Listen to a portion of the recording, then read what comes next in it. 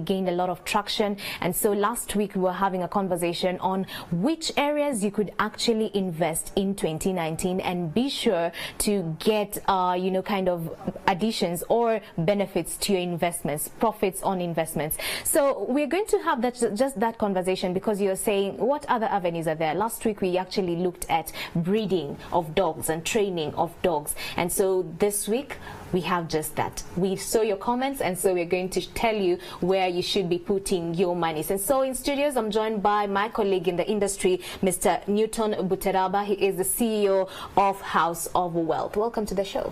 Well, thank you, Mala. Good morning. Good morning. You well?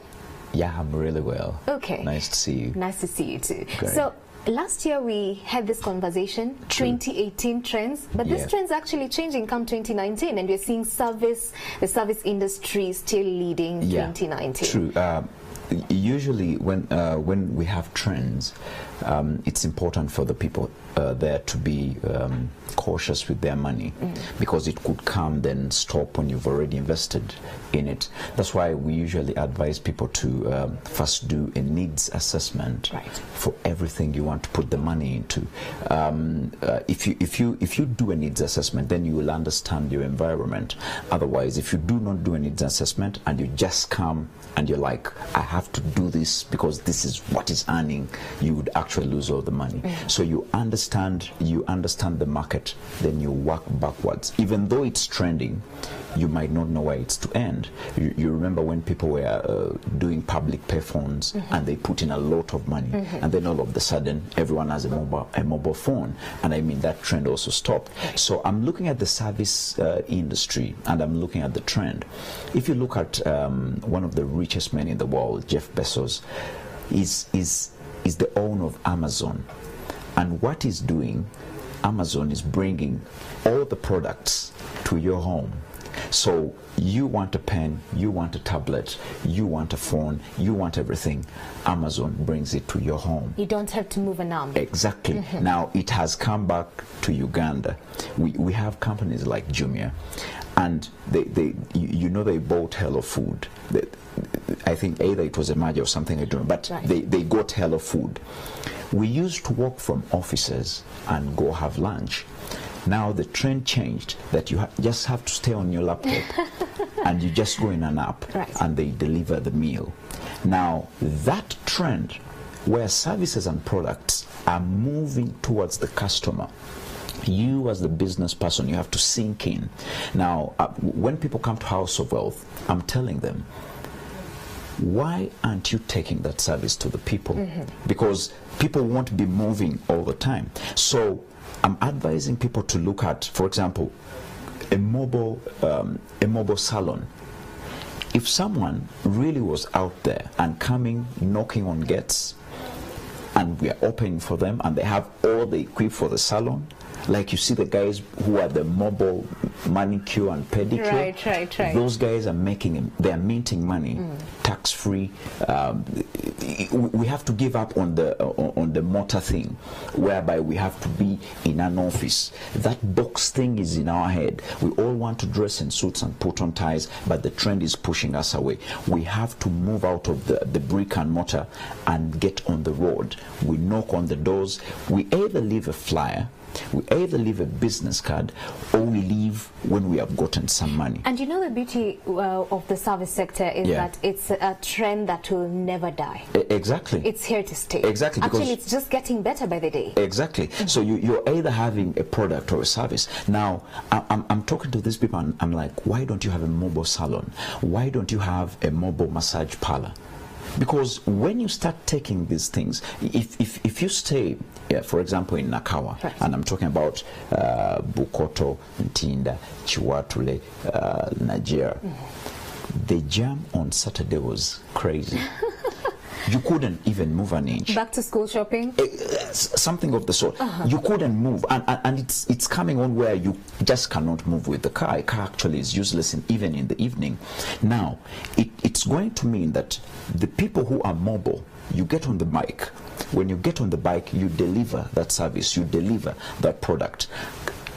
People even now come and they do they do the washing there. Right. If you're in construction, you realize that people actually come and they make the metal fabrications from the real place. So we are saying, look at the industry and the service industry. How can you take that service or product to the people? And also coming from a point of expertise in terms of, you know, the service excellence and also the delivery, so to speak, delivering an experience. Exactly. That's another thing that people need to look into, because we were having this conversation last week, and we had one of the firms asking the government to provide them protection against competitors. But it is what it is. Exactly. You and I know it is what it is. It's a free market. Exactly. Yeah, exactly. Yeah. It's your unique selling point, and pretty much how you deliver the experience that will keep you in business, especially now that business is becoming quite competitive. Exactly. So if you started thinking mobile, then you will deliver the service and product. Right. I'm also trying to look at the finance industry, the banking and finance industry. That's trend number 2, by the way. Yeah, the trend number 2. And I'm looking at the way it's moving. I think banks struggle with something called the run on a bank. A run on a bank is when everyone who has banked money in a certain bank comes to pick it. No bank in the world has that money. Right. So you're better off lowering the queues such that it doesn't seem to the people like everyone is going there to pick the money, that they will also join the line. Why is this line long? Why is the queue long? I think everyone is picking their money from this bank. Let me also come and pick my money. So what is happening is, to avoid the congestion, the banks have brought in agent banking. Now, everyone is going to be a bank. So, and if you look at the charges, agent banking vis-a-vis mobile money, you realize that it's less costly. So, because the bank has moved now to the people, you, as with the business acumen, I would advise you to tap into that. How can you go and convince Equity, Centenary, Stanbic Bank, and you have all of them? Now remember, it has very many advantages, because when you have, for example, a boutique, and then you couple that with agent banking, it means when they come to check on the dress, and the money is not enough, they will instantly do something there about your other business in banking, and they will withdraw and then top up on a shoe or put money on the dress, something like that. So I'm looking at the banking and finance trend and the way it has moved to everyone being the bank. And also the other conversation over and above, you know, the banks introducing agent banking is apps. We have online banking as well. So making it as efficient and convenient to the customers. But the conversation has been, how safe is that space? So I think the banks need to look into that space and just see. Because there was a story that was trending last week, and this is a worry, international worry for the banking sector, so to speak, because customers are crying foul. They're not feeling so safe, you know, engaging on the online platform financially. Yeah. I mean, it's my trouble, it's everyone's trouble. The key issue is, when I was talking to my professor of information security, because that's where I did my master's, you can never secure anything fully. Never. You can never secure anything fully, because the greatest threat to any source of information is the human being. Now, human beings get in touch, develop the app. Now, if they are not happy for any reason, they could do all these side deals, and then the app will be rendered ineffective. So the idea is the banks will come in handy. So it will still be like the competition. We have very many banks, over 30 commercial banks, probably they're offering agent banking. Now, whoever offers a secure platform, that's where we shall be. We will be losing some money, because, I mean, it's a risk we have to take. Even though you're not online, you will lose money. I mean, we have pickpockets. When you're in the taxi, they can pickpocket your bag when you're moving. Even when you're in the queue in the bank, you can lose money. So elsewhere, the whole entire platform, everyone wants the money. So the key issue is to ensure the bank you're using, first of all, you trust it. It has been with your money, and after all, they even I've ever lost money online, but it was refunded, because the banks take on that liability. I'm also looking at I'm also looking at the fact that because banks delay, the trend has now gone into alternative lending. Now, if you noticed, in everywhere you go, everyone is like a money lender. Right. It's alternative lending. Because, I mean, if I go to the bank and they ask me birth certificate, the financial card, pictures with my, all these forms of collateral, as the bank tries to engage with the 5 C's to see whether I really qualify for the loan.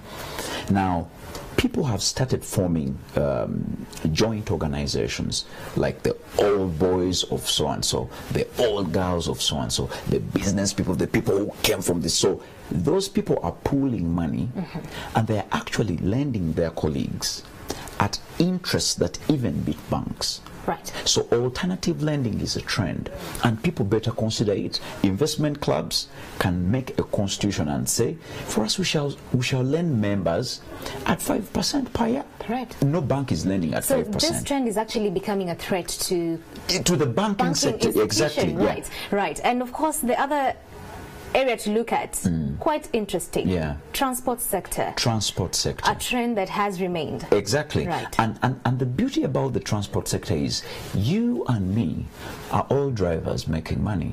If you look at Uber and Taxify, and you really get to talk to the people who are engaging in these businesses, they are reaping. They are minting money. So the idea is, we have to engage. That's where it has gone. Right. I mean, we do not have public transport as a country. Where is our train? Maybe it takes some people the other side. What is happening this side? Do we have a bus network? We do not. Even the taxis themselves, if you look at them, they can't satisfy the city. The city has 2 million people. Let's say 500,000 people are on the move. Buses, taxis, borders, they can't even handle. So the key issue is we also have to tap into that as business people. We have to tap into that. That's the trend. You have to own your car, but then you have to register it such that you can do Uber, you can do Taxify. I mean, what would you lose if you picked people from the city center, drop them maybe in Tinder, but the money they pay is catering for the groceries? So what you're saying is that even the corporates can actually get into this space. I mean, this is carpooling.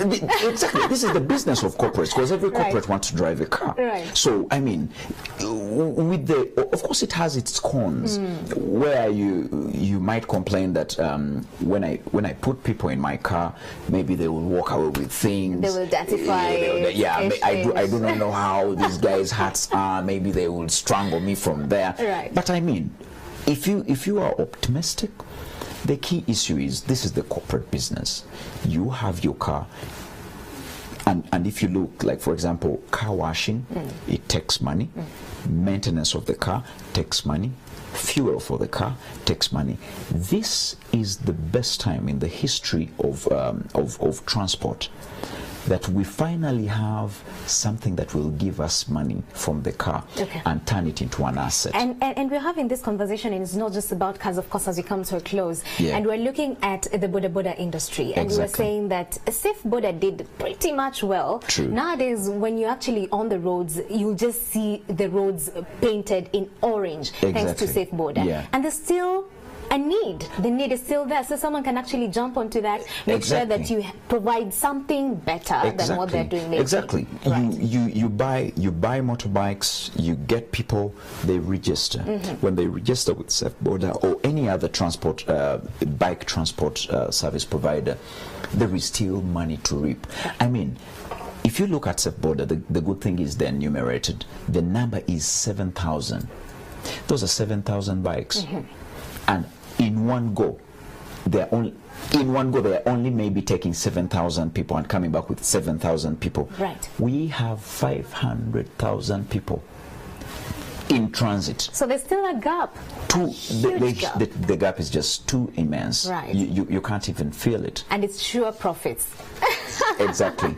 Okay, thank you so much, Mr. Newton Buteraba, the CEO of House of Wealth here in the country. Keep your views coming. The hashtag is morning at NTV across all the social media platforms. We're now coming to a close. Be sure to join us yet again tomorrow, 6:30 to 9 a.m. for we will have so much more educative topics just for you. Morning at NTV has come to a close. Have a blessed day.